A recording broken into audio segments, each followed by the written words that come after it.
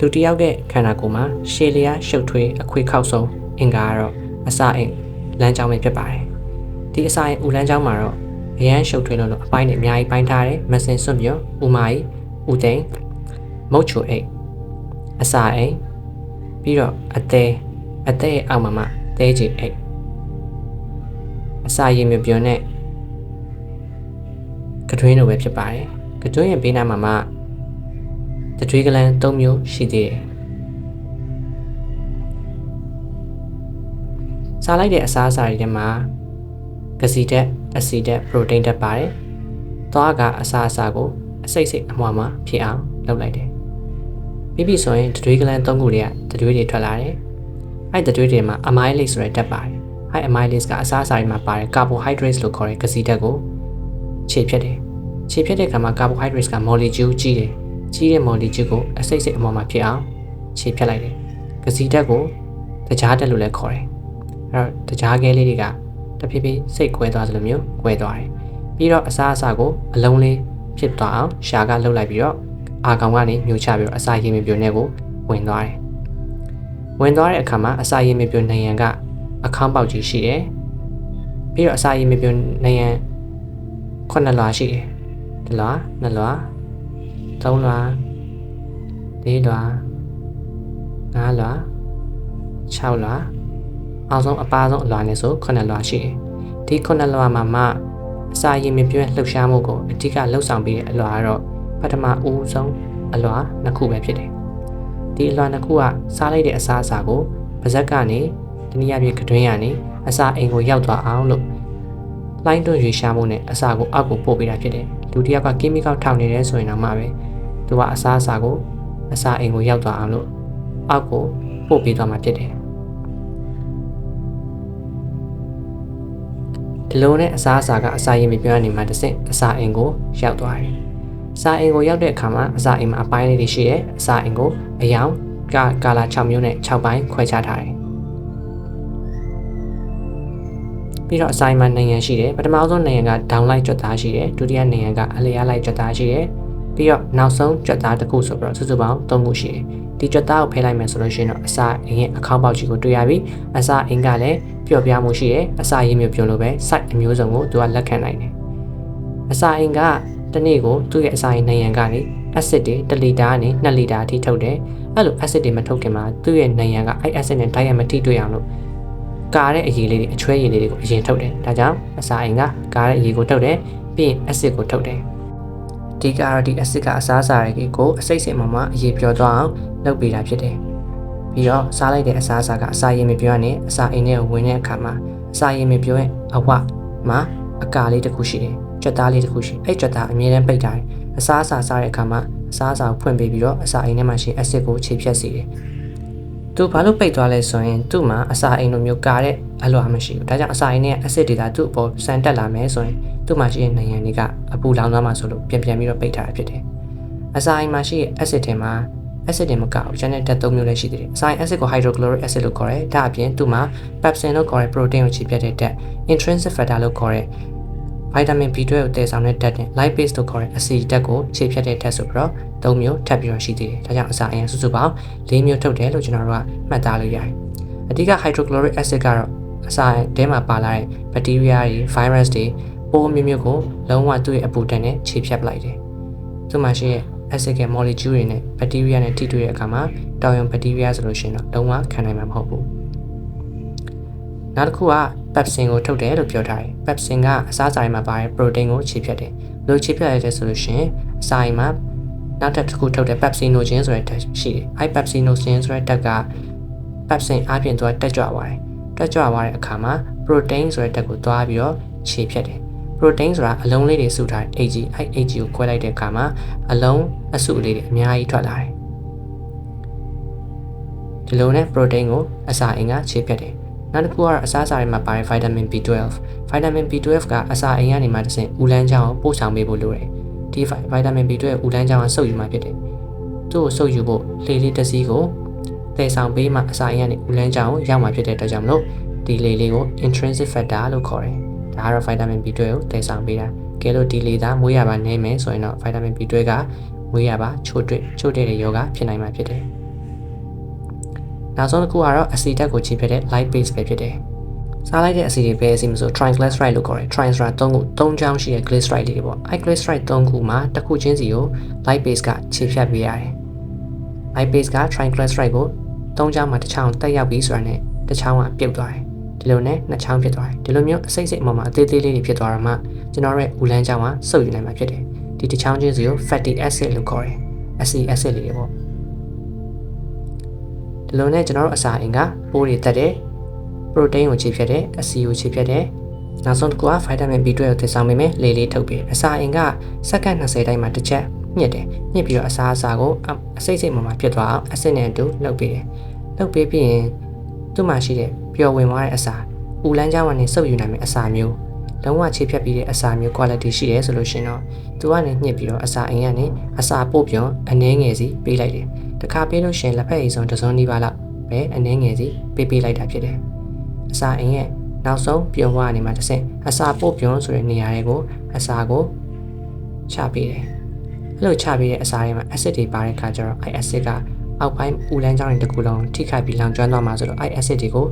ပြန်ပြီးတော့ခြေဖြတ်ပေးဖို့လိုအပ်တယ်ဒါကြောင့်မို့ကျွန်တော်တို့ရဲ့မုတ်ချိုအိတ်က acid တွေကိုခြေဖြတ်ဖို့အေကာလီတွေကိုတုပ်တယ်အေကာလီနဲ့ acid နဲ့ diet ထိတွေ့သွားတဲ့အခါဓာတ်ပြောင်းသွားတယ်မုတ်ချွေကထုတ်တဲ့ အေကာလီရဲ့နာမည်မှာနာမည်ရှိတဲ့ hydrogen carbonate လို့ခေါ်တယ် hydrogen carbonate နဲ့ hydrochloric acid နဲ့ဓာတ်ပြုသွားတယ်နှစ်ခုတိုက်သွားတယ် acid ကအပူ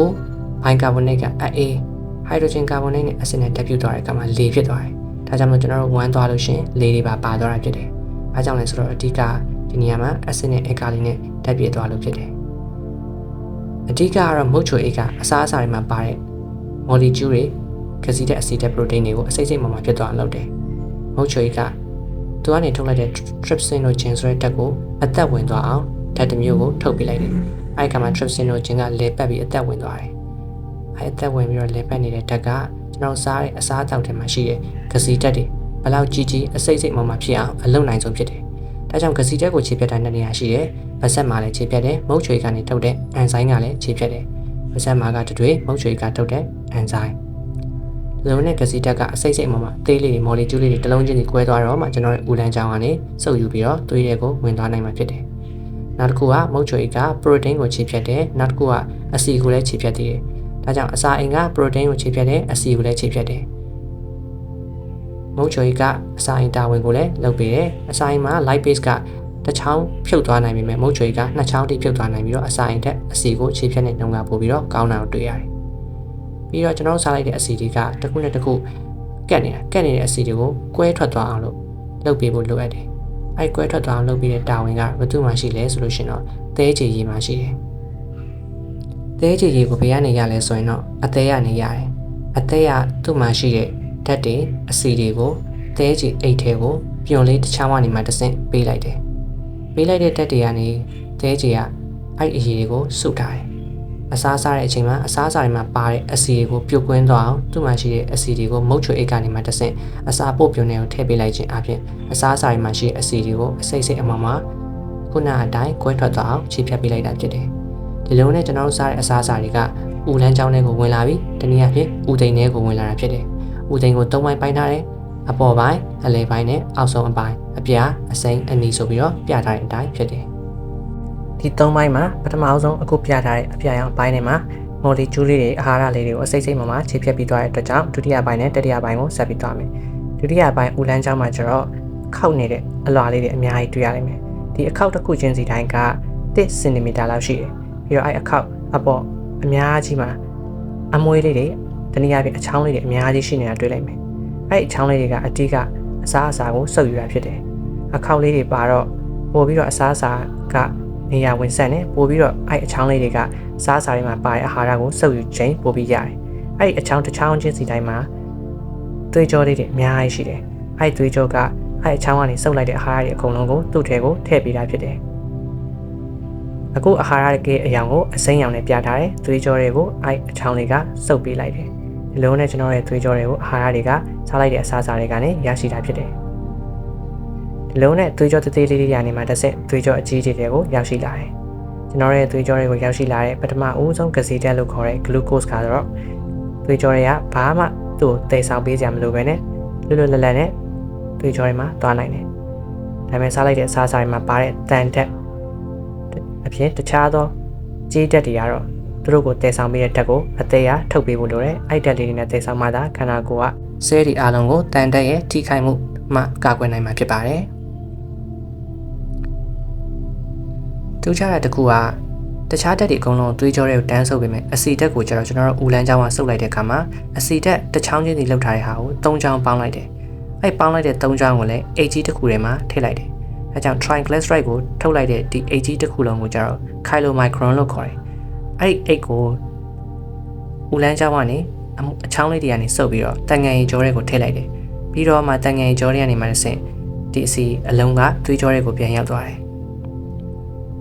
ဒီအချောင်းတစ်ချောင်းချင်းစီမှာရင်အချောင်းသေးသေးလေးတွေရှိသေးပြန်တယ်အဓိကကတော့ဒီသေးသေးလေးတွေကဆုပ်ယူမှုတာဝန်ကိုလှုပ်ဆောင်ပေးတာဖြစ်ပါတယ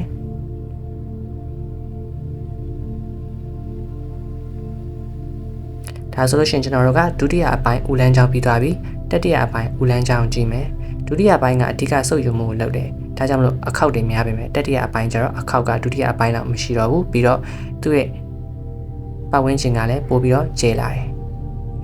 ်ဒီဦးလန်းချောင်းကပထမဦးလန်းချောင်းလိုမျိုးအစာအာဟာရအကြီးတွေဖြစ်တဲ့ကစီဓာတ်အဆီဓာတ်ပရိုတိန်းဓာတ်တို့ကိုစုပ်တာထက်သူတို့က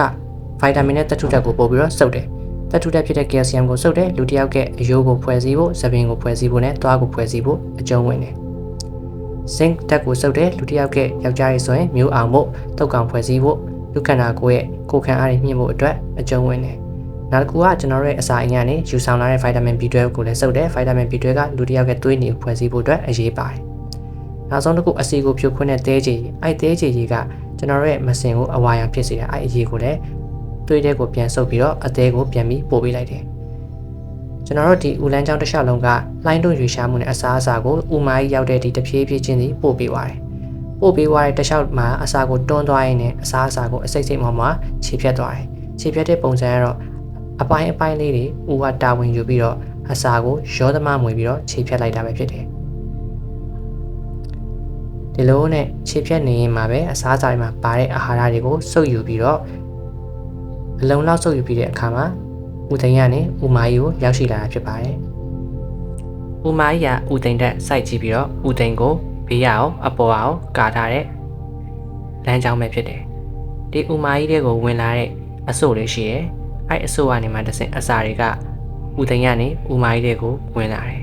။ဝင်လာတဲ့အစာအစာတွေကိုဦးမာကြီးကအစာဆွန့်ပြုံရောက်တဲ့အထိပို့ပေးရမှာဖြစ်တယ်။ဦးမာကြီးကအခေါင်းပေါက်အကွင်းကွင်းနေတာဖြစ်ပြီးတော့ဦးသိန်းလိုမျိုးစုပ်ယူတဲ့အချောင်းလေးတွေမပါဘူး။ဘာကြောင့်လဲဆိုတော့စုပ်ယူပြီးသားအာဟာရတွေကသူ့ထဲရောက်လာလို့သာဖြစ်တယ်။ဒါပေမဲ့သူ့မှာဂရေ100သောဘက်တီးရီးယားတွေပါဝင်တယ်။အဲ့ဘက်တီးရီးယားတွေကအစားအစာကိုခြေဖြတ်ရင်းနဲ့အစားအစာကိုစားရင်းနဲ့သူတို့ကနေဗိုက်တာမင်တွေထုတ်တယ်။နောက်တစ်ခုကအစားအစာတွေမှာခြေဖြတ်လို့မရတဲ့ကစီဓာတ်တစ်မျိုးဖြစ်တဲ့အမြင့်ဓာတ်ကိုခြေဖြတ်တယ်။ခြေဖြတ်ပြီးတော့ဓာတ်ကလေးတွေထုတ်ပြန်တယ်။အဲ့ဓာတ်ကလေးတွေကိုခန္ဓာကိုယ်ကဥမာကြီးကနေစုပ်ပြီးတော့ခန္ဓာကိုယ်ကိုသွေးရနေမှတစ်ဆင့်ပေးတယ်။အဓိကကတော့ဥမာကြီးကအာဟာရတွေစုပ်တာဆိုတာထက်သူကရေကိုစုပ်တဲ့တာဝန်ကိုအဓိကရှိပါတယ်။ဥမာကြီးကအတက်ဥမာကြီးရှိတယ်။ကန့်လန့်ဥမာကြီးအစားအစာတွေပေးလိုက်တယ်။ကန့်လန့်ဥမာကြီးကနေမှအစင်းဥမာကြီးအစားအစာတွေရောက်သွားတယ်။အစားအစာတွေပို့နေတဲ့အစားအစာတွေမှာပါတဲ့ရေတွေကိုစုပ်သွားတယ်။တပြေးပြေးနဲ့အစားအစာကရေတွေနည်းနည်းချင်းစီစုပ်ခိုင်းသွားတဲ့အခါမှာခြောက်လာတယ်။ခြောက်လာတဲ့အစားအစာကိုအစာစုအိမ်လို့ခေါ်တဲ့မစင်စုအိမ်မှာတိုးထားတယ်။အချိန်တစ်ခုရောက်တဲ့အခါမှာအစာစုအိမ်ကိုညှစ်ပြီးတော့အစာဆွန့်ပြောနေမှတစ်ဆင့်မစင်ဆွန့်ခြင်းဖြင့်အစာခြေဖြတ်ခြင်းအစာဆွန့်ခြင်းလုပ်ငန်းပြီးဆုံးသွားပါတယ်။ခန္ဓာကိုယ်မှာအကြီးဆုံးအင်္ဂါအစိတ်ပိုင်းဖြစ်တဲ့အသက်ရဆိုရင်အုံနောက်ပြီးရင်အဓိကအလုပ်အများဆုံးလုပ်တဲ့အင်္ဂါလို့ဆိုနိုင်တယ်။သူကတော့အာဟာရတွေတူထားတာအာဟာရတွေကိုဖြိုခွဲတာနဲ့ခန္ဓာကိုယ်မှာရှိတဲ့ဓာတ်တော်တော်များများကိုသူကနေထုတ်ပေးတာလုပ်တယ်။ကျွန်တော်စားလိုက်တဲ့အစားအသောက်တွေကဒီသွေးပြန်ကြောကနေမှတစ်ဆင့်အသေးတွေကိုဖြတ်တန်းသွားတယ်။ဖြတ်တန်းသွားပြီးတော့အသေးမှာရှိတဲ့ဆဲလေးတွေကအစားအစာတွေမှာရှိအာဟာရတွေမှာပိုးတွေပါနေမှဆိုရှင်ပိုးတွေကိုတက်တယ်ပြီးတော့အာဟာရတွေကိုတိန်းထားတယ်တူထားတယ်အဲ့လိုမျိုးတိန်းထားတူထားတဲ့ပိုးတွေတက်တဲ့ဆဲလေးတွေကဆလင်ဒါပုံစံမျိုးရှိတယ်အဲ့လိုဆဲမျိုးအသေးမှာမြောက်များလာစွာရှိတယ်အဲ့ဒီဆဲတစ်ခုချင်းစီတိုင်းမှာသွေးပြန်ကြောလေးတွေရှိတယ်ကျွန်တော်စားတဲ့အစာအာဟာရတွေအကုန်လုံးကအဲ့ဆလင်ဒါမှာရှိတဲ့ဆဲတစ်ခုချင်းစီကိုဖြတ်တန်းသွားပြီးအဲ့ဆဲတွေရဲ့တူလောင်ခြင်းပိုးတက်ခြင်းကိုခံပြီးတန့်ဆင်ပြီးတော့မှသွေးကြောအကြီးတွေကိုရောက်တယ်အဲ့အသေးသွေးကြောအကြီးကနေမှတစ်စက်နှလုံးတွေကိုအာဟာရတွေဝင်လာပြီးတော့နှလုံးကနေတစ်ခုလုံးအာဟာရတွေပေးတဲ့အခါမှာ ပိုးမပါတဲ့အာဟာရတွေပေးနိုင်မှာဖြစ်တယ်ပြီးတော့အသေးဆဲတစ်ခုချင်းစီပေးလိုက်မှာကူဖာဆဲဆိုတဲ့အကောင်လေးတွေရှိတယ်သူကသွေးကြောထဲမှာရှိတဲ့သွေးနီဥတွေအသက်ကြီးသွားပြီဆိုလို့ရှင်အဲ့ကူဖာဆဲကသွေးနီကိုဖျက်ဆီးလိုက်တယ်အဲ့ဒီခါမှာစွန့်ပစ်ပစ္စည်းဖြစ်တဲကြေရည်ထွက်လာပြီးတော့တဲကြေပြုံတွေကိုဝင်သွားတယ်ဒါကြောင့်မလို့တဲကြေရည်ဒီသွေးနီဥကိုကူဖာဆဲကဖြုတ်ခွင်းရမှာထွက်လာတဲ့အထက်ပဲဖြစ်တယ်ဒီလိုနဲ့သွေးကြောတွေကဖြတ်တန်းသွားတဲ့သွေးနီဥတွေကိုကူဖာဆဲတွေကစားတောက်ပြီးရလာတဲ့တဲကြေရည်ကိုတဲကြေပြုံနေရနေမှာတစ်ဆင့်မုတ်ချွေကိုဖြတ်တန်းပြီးအစားအစာတွေမှာပါတဲ့အဆီဓာတ်ကိုခြေဖြတ်စေတာဖြစ်တယ်အဆီဓာတ်ကိုခြေဖြတ်လို့ပြီးသွားပြီဆိုလို့ရှင်ဒီတဲကြေပြုံလေးကပိတ်သွားပြီးတော့ကျန်တဲ့တဲကြေရည်တွေကတဲကြေအိတ်ထဲမှာတိုးထားမှာဖြစ်တယ်ဒါကြောင့်အသေးမှာလှုပ်ဆောင်ချက်၃မျိုးရှိတယ်နံပါတ်1က bile formation တဲကြေရည်ဖွဲ့စည်းခြင်းသွေးထဲမှာဖြတ်တန်းသွားတဲ့သွေးနီဥလေးတွေကိုကူဖာဆဲကစားတောက်လိုက်တယ်ပြီးတော့ရလာတဲ့ဓာတ်ကိုဆဲလေးတွေကနေမှတစ်ဆင့်တဲကြေရည်ဖွဲ့စည်းပြီးတော့တဲကြေပြုံနေရနေမှတစ်ဆင့်အစာပို့ပြုံကိုရောက်ရှိစေပြီးတော့အစားအစာတွေမှာပါတဲ့အဆီဓာတ်ကိုခြေဖြတ်တာဖြစ်တယ်နံပါတ်2ကတော့ glucose လို့ခေါ်တဲ့ကျွန်တော်စားလိုက်တဲ့အစားအစာတွေမှာပါတဲ့ဂစီဓာတ်အချိုဓာတ်ကို glycogen အဖြစ်အသေးကတူထားတယ်နောက်ပြီးတော့ကျွန်တော်တို့ခန္ဓာကိုယ်ကလိုအပ်တဲ့အခါမှာအဲ့ဂစီဓာတ်ကိုအသေးအဖြုတ်ခွင်းပြီးတော့သွေးထဲကိုထည့်ပေးပြီးတော့ခန္ဓာကိုယ်ကိုပေးတယ်ဒါကြောင့်အသေးကသွေးထဲမှာရှိတဲ့ glucose ကိုမျှတစေရဖြစ်တယ် glucose ကို glycogen ဖြစ်တူထားတယ်လိုအပ်လို့ရှိရင်လည်း glucose ကိုသွေးကြောတွေကိုပြန်လည်ပြီးတော့ဖြုတ်ခွင်းပြီးတော့ခန္ဓာကိုယ်ကိုရရှိစေတယ်အဲ့လိုမျိုးဖြုတ်ခွင်းလိုက်တဲ့အခါမှာအသေးနံပါတ်3လောက်ဆောင်ချက်ပေါ်လာတယ်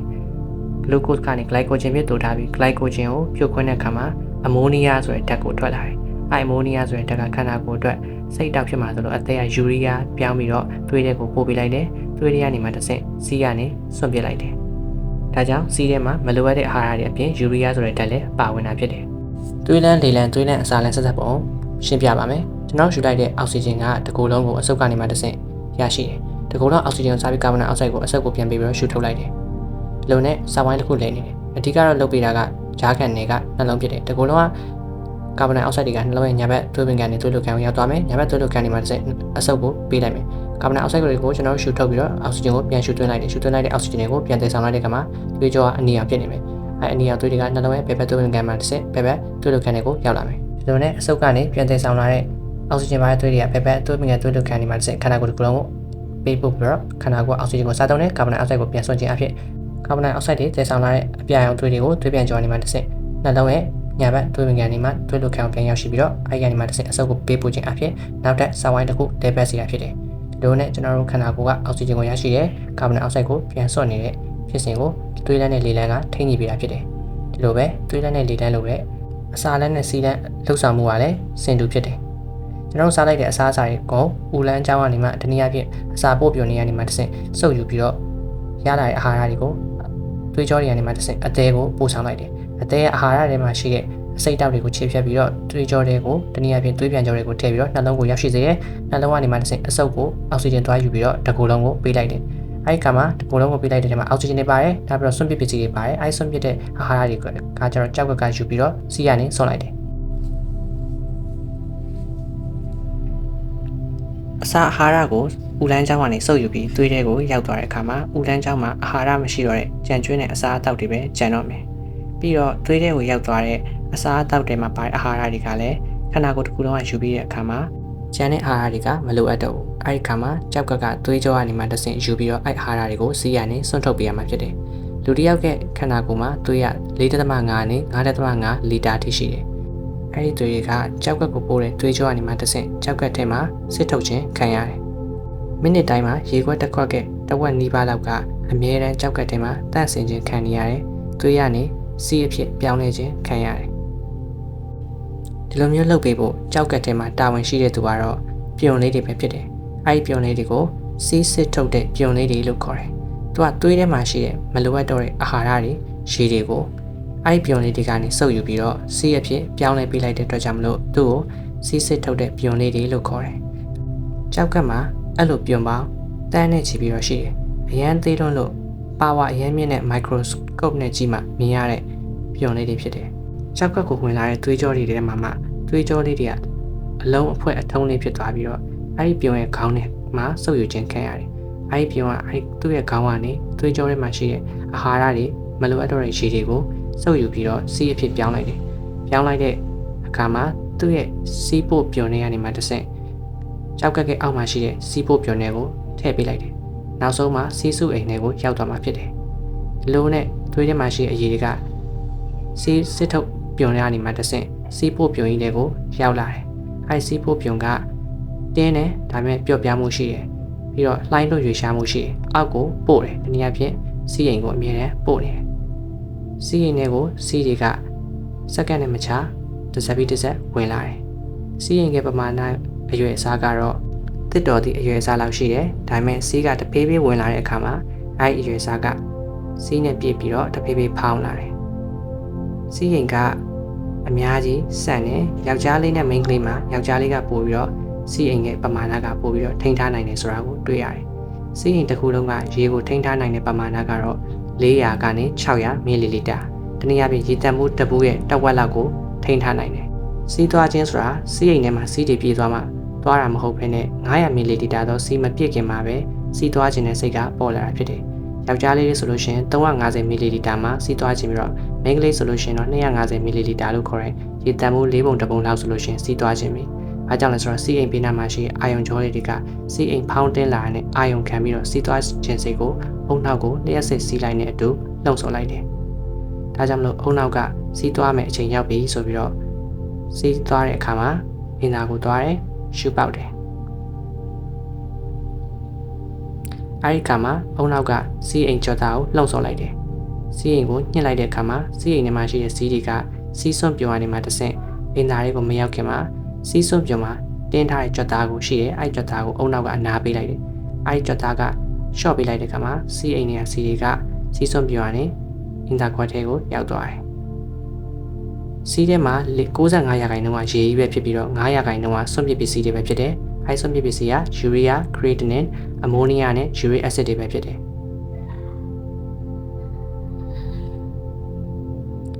စီးသွားပြီးတဲ့အခါမှာစီးအိမ်ထဲမှာစီးမကျန်တော့တဲ့အတွက်ကြောင့်မလို့ထပ်ပြီးပေါက်ဆရာမရှိတော့ဘူး။အဲဒီအခါမှာအုံနောက်ကစီးစွန့်ပြမှာရှိတဲ့ကြွက်သားကိုပိတ်ပေးလိုက်တယ်။နောက်ထပ်စီးတွေလည်းဆက်ပြီးယိုကျမှုမရှိအောင်လို့ထိမ့်သိမ်းပေးလိုက်တယ်။ဒီဖြစ်စဉ်ကတော့သွေးထဲမှာရှိတဲ့မလိုအပ်တော့တဲ့စွန့်ပစ်ပစ္စည်းအာဟာရတွေကိုစီးရနေစွန့်ထုတ်ပြီးတော့စီးသွားတဲ့ဖြစ်စဉ်ပဲဖြစ်ပါတယ်